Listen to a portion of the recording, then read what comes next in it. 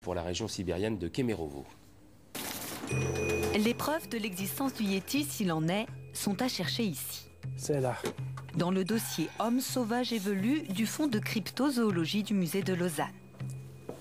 Un dossier unique au monde, le plus complet qui soit sans doute, légué par le plus grand spécialiste des animaux dits cachés, aujourd'hui décédé, le Belge Bernard Heuvelmans. Il y aurait en réalité deux yétis, un petit avec une tête en forme d'obus, mais qui serait une espèce relativement petite, et puis un autre yéti, toujours d'après les témoignages, qui serait une bête beaucoup plus grande, de plus de 2 mètres de hauteur.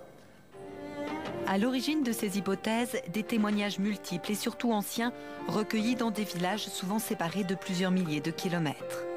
Des photos d'empreintes aussi, des empreintes de géants, trouvées pour la plupart en Asie centrale.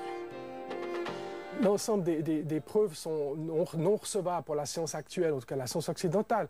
Maintenant, ça ne veut pas dire pour autant que toutes ces preuves sont irrecevables de mon point de vue. Il y a des témoignages, il y a quand même des choses qui sont concordantes. Il y a un faisceau d'arguments qui sont parfois troublants, je l'avoue aussi. La preuve formelle scientifique avec des tests ADN, par exemple, n'a jamais été apportée.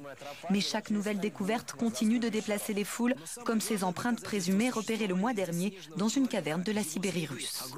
Pourquoi est-ce que ces hominidés, ces hommes sauvages et velus attirent tellement les gens?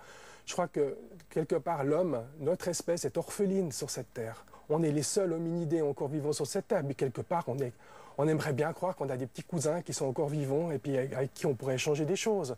Ce que Hergé, mieux que quiconque sans doute, a su transcrire dans Tintin au Tibet, lui qui en a fait un monstre solitaire, effrayant, mais au final, tout sauf abominable.